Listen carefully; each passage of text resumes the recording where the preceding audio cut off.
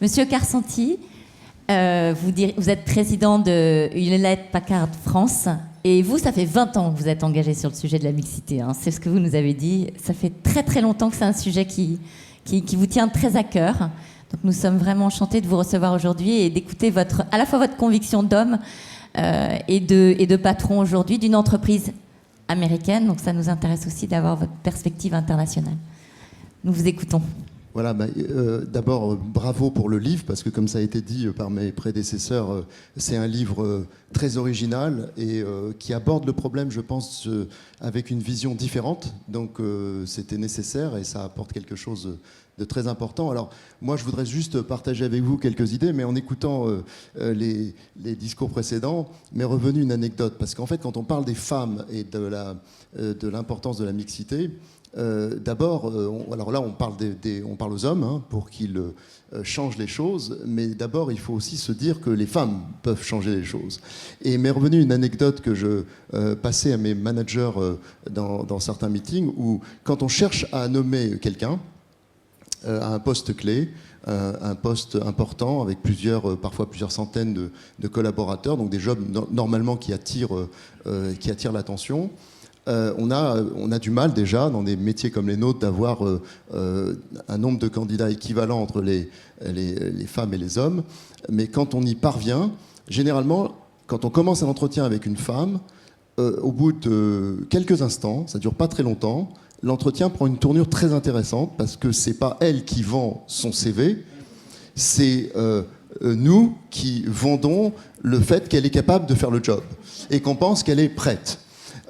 Et elle s'arc-boute en expliquant généralement que non, il lui manque peut-être encore une étape, parce que les femmes ont cette caractéristique de chercher toujours l'excellence et de vouloir être absolument prêtes pour prendre le job. Et en général, à force, on parvient quand même, heureusement pour nous, à en convaincre un certain nombre. Et quand elle sort de mon bureau, elle se dit immanquablement, il m'a convaincu, mais la réalité, c'est que je me suis fait avoir parce que je ne suis pas prête et maintenant je suis en difficulté. Quand l'homme rentre dans mon bureau, j'ai même pas le temps de finir ma première ou ma deuxième phrase pour expliquer que ce que je cherche comme leader, qu'il me dit « Gérald, ne cherche plus.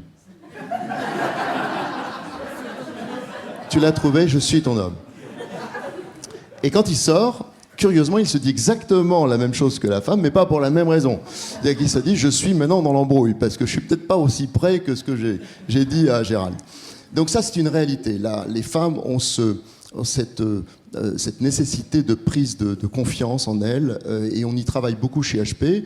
Alors les progrès, on a vu, on l'a dit, sont pas suffisants. On a 0 femmes qui dirigent des entreprises du CAC 40, 5% je crois de femmes qui dirigent des grandes entreprises dans le monde, des grandes entreprises qui dépassent une certaine taille. Je crois qu'on est à moins de 15% de femmes dans les enceintes politiques, que ce soit le Sénat ou l'Assemblée nationale. Donc on est quand même assez loin des résultats qu'on espère tous. Mais il y a un point, moi, qui personnellement me rassure. Et je voulais le partager avec vous, parce que je partage tout ce qui a été dit précédemment, donc je ne vais pas le répéter. Je vais vous donner cette conviction qui est la mienne. Je pense qu'on a, comme dit Michel Serres, nous ne sommes pas en train de traverser une crise unique depuis 2008, nous sommes dans un véritable changement de monde. Et si on regarde et qu'on fait un flashback très rapide sur ce qui s'est passé, avant la guerre, ce qui dominait, c'était les idées. Donc quand on passait le bac philo ou qu'on faisait des études de lettres, on était le héros de la famille. On faisait une thèse sur Spinoza, on était le héros de la famille. Après la guerre, l'économie est à terre, l'industrie est à reconstruire, les ingénieurs prennent le pouvoir.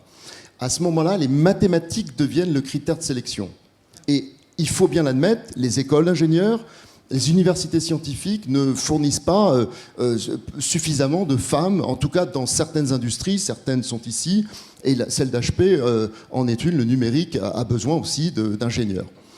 Et puis après, on a les 30 glorieuses, 2 crises pétrolières, l'économie s'essouffle, on passe au monde financier qui est souvent décrié, on dit les financiers, spéculation, vision court-termiste, etc. Mais quand même, les marchés financiers, c'est eux qui fournissent les fonds et qui permettent de relancer les entreprises, de créer de la dynamique, de la croissance et de l'emploi. Donc c'est super important. Les financiers prennent le pouvoir à la fin des 30 glorieuses. Mais les financiers ont des profils très similaires au profil des ingénieurs. Souvent, d'ailleurs, c'est des ingénieurs qui faisaient, à notre grande dame, des MBA pour ensuite finir dans la finance plutôt que de faire leur métier pour lequel ils avaient été formés initialement, à savoir les métiers de l'ingénieur. Il y a un changement, un premier changement majeur qui sert finalement les femmes et leurs caractéristiques de leadership, c'est l'âge de l'information. C'est-à-dire qu'on a basculé de l'industrie pure, elle est toujours là, mais au monde de l'information. Et puis on est en train de franchir une nouvelle étape. Le monde de demain, c'est la créativité et c'est l'innovation. C'est la raison pour laquelle on parle sur toutes les antennes de start-up, de développement, de croissance, d'innovation. Et là, les formations comptent moins, en tout cas sont plus diversifiées, et les femmes se retrouvent avec un terrain de jeu qui est beaucoup plus, qui facilite finalement leur accession au pouvoir. Et on va voir plus de femmes se développer parce que cette mutation sociétale va servir leurs intérêts. Ça, j'en suis absolument convaincu. La deuxième conviction que j'ai, c'est que j'ai assisté à beaucoup de tables rondes, j'ai jamais vu aucun homme dirigeant venir dire « je ne crois pas à la mixité ». Je crois que les femmes seraient mieux, comme on disait il y a quelques décennies, au foyer, il y aurait moins de délinquance, etc. Vous connaissez les discours classiques. Personne, ça ne se fait pas, personne vient tenir ce type de discours. Or, ce ne sont pas, ma conviction, ce ne sont pas les discours qui font avancer les choses. C'est un combat. C'est un combat.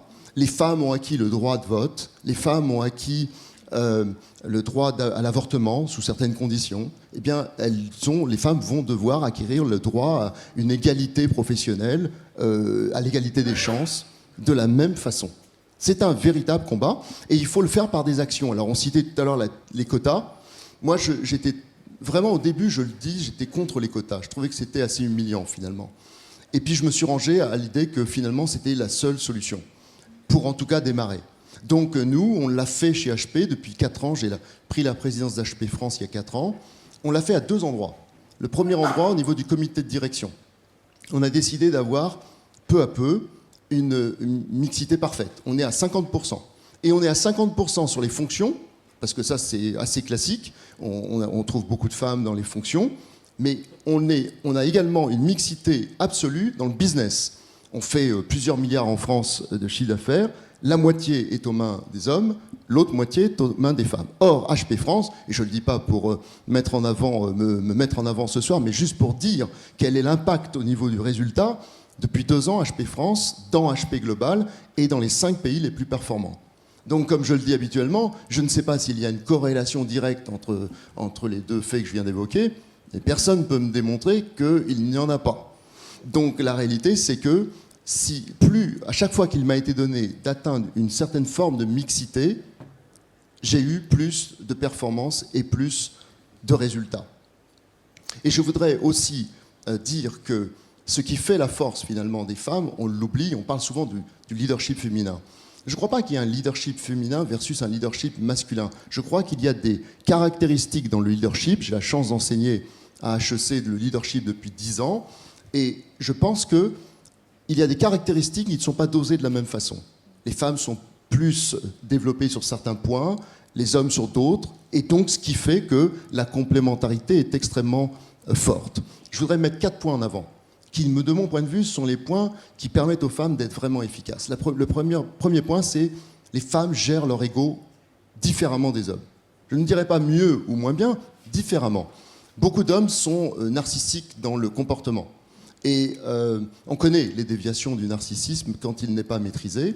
Les femmes ont une gestion de l'ego qui est très différente. Elles ne le placent pas au même endroit. Finalement, la possession est moins importante pour les femmes que l'expérimentation. Et ça change beaucoup de choses. Le deuxième point, c'est qu'on parlait tout à l'heure de moi j'aime beaucoup cette théorie de la shared value, la valeur partagée de Michael Porter. C'est en fait la continuation du RSE, quelqu'un citait ça tout à l'heure. Je crois que les femmes vont avoir cette capacité de nous aider à trouver cet équilibre entre la recherche de profit et l'équilibre, le bénéfice sociétal, finalement, que nous devons avoir dans l'environnement dans lequel nous évoluons, dans les écosystèmes où nous évoluons. Le troisième point, c'est que je pense que les femmes, ça a été dit aussi, les femmes prennent les décisions. Elles analysent, elles écoutent, mais quand elles arrivent au moment de la décision, elles tranchent. Et parfois, on pense toujours que les femmes ont une sensibilité plus forte que les hommes. Je pense qu'elles savent mieux gérer les émotions. Ça ne veut pas dire qu'elles sont forcément d'une sensibilité différente des hommes. Elles peuvent être amenées à prendre des décisions difficiles pour protéger l'entreprise, justement. Et elles savent le faire. Et elles ont une capacité à prendre des décisions importantes. Et enfin, le dernier point où j'ai observé, pour les femmes en tout cas qui dirigent HP avec moi, où elles sont très différenciantes, c'est qu'elles savent donner une vision aux choses. Et finalement, au fond, le leadership, c'est quoi finalement ? C'est de donner une perspective et une vision aux gens. Il faut qu'ils savent pourquoi ils travaillent, pourquoi ils viennent au travail le matin, leur donner une perspective de long terme, donner un sens aux choses. Et ça, les femmes sont extrêmement efficaces. Donc le message que je passe aux équipes d'HP, d'abord, c'est d'identifier les talents, parce qu'il faut avoir un pool de jeunes talents qui vont être nos successeurs. Et on a créé au sein d'HP, il y a quelques années, un club comme ça existe un peu partout, de haut potentiel, qu'on a appelé le Club de l'avenir. Et dans ce Club de l'avenir, j'ai imposé, c'est rare que j'impose, je suis plutôt pour un dialogue et pour un travail collaboratif, mais là j'ai imposé une mixité totale dans ce club. Nous avons 50% de haut potentiel féminin, 50% de haut potentiel masculin. Ça aide beaucoup quand on a à aller chercher dans le vivier les talents qui vont nous succéder. Donc le message que je passe aux hommes est simple, c'est il faut que il faut s'habituer à partager, parce que la compétition, demain, elle va être de plus en plus intense avec vos collègues féminins. Deuxième message, c'est de dire, on peut recevoir un ordre, on peut avoir un manager qui est une femme, sans pour autant remettre en cause sa virilité et son existence, parce que ça, c'est un grand débat, où on entend la féminisation de la société et soi-disant que ce serait compliqué pour les hommes de par notre culture, ce qui n'est pas faux non plus. La réalité, c'est qu'on peut tout à fait avoir une femme, j'ai eu la chance d'avoir plusieurs fois dans ma carrière des femmes managers, en sachant absolument gérer ça, mais il y a quand même une mutation psychologique à faire pour les hommes. Et puis finalement, en conclusion, je dirais que on voit que les hommes ont fait dans le passé des choses absolument fabuleuses, mais aussi des choses moins glorieuses, on va dire, et qu'on a beaucoup de difficultés. Et je me dis finalement, vivre dans un monde qui serait en équilibre parfait, avec une mixité parfaite, j'ai plutôt envie j'ai en tout cas envie de voir ça et de vivre ça. Voilà ce que je voulais partager avec vous. Merci.